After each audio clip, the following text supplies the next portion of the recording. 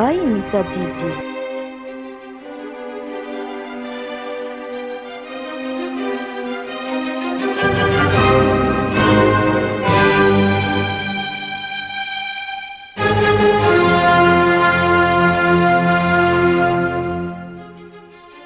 Ataom-poko ny raketako ny teninao mba tsy hanontako aminao. Salama tsiro ndy folo zato dimy folo.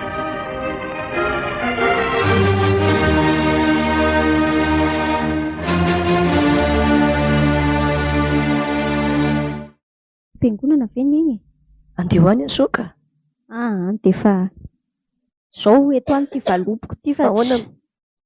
eto any ty valopiko ty fa tsika niresaka valopy fanatitra ao an'Andriamanitra maly ange dia nahazo valopy iny maly arivo iny e.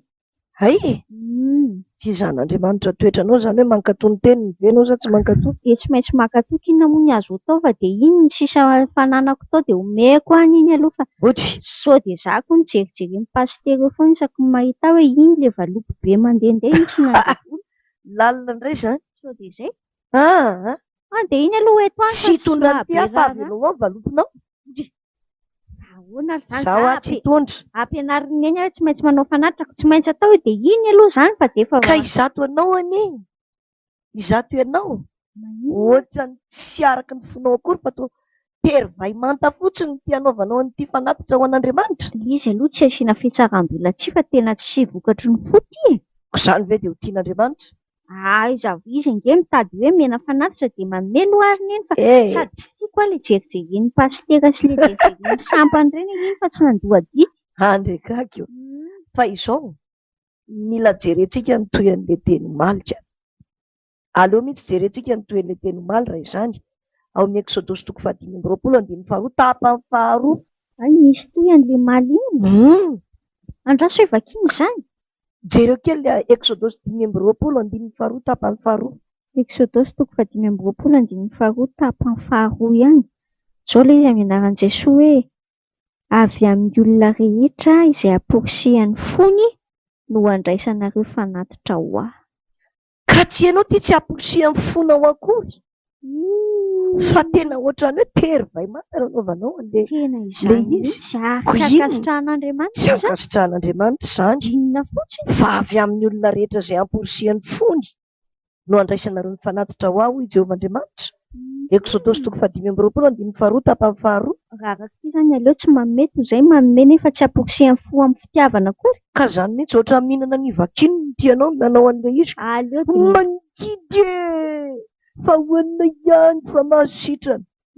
fa dia aleo tsy atao an'izany fa amboarina anatrehany tompo mihitsy aloha izany fo izany roneny ary aleo izany hitondra n'ity valopy ity hoentina fitiavany ity. Fohy ho an'Andriamanitra satria endre zany efa nomen'Andriamanitra maninona moa any tsy hafoy azy e.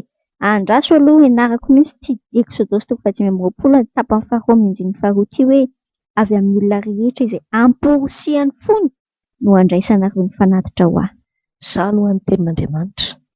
Avy amin'ny olona rehetra izay amporisihany fony no andraisanareo ny fanatitra ho ahy hoy Jehovah'Andriamanitra. Ao amin'ny Exodosy toko 5:22 tapany faharoa.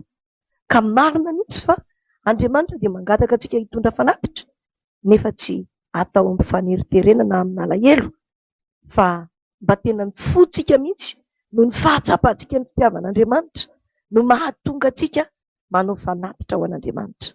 Avy amin'ny olona rehetra izay amporisihany fony no andraisanareo ny fanatitra ho ahy hoy ny tenin'Andriamanitra ao amin'ny Exodosy toko 5:20 andininy faharoa tapany faharoa. Exodosy toko 5:20 ny andininy faharoa tapany faharoa hoe avy amin'ny olona rehetra izay amporisihany fony no andraisanareo ny fanatitra ho ahy.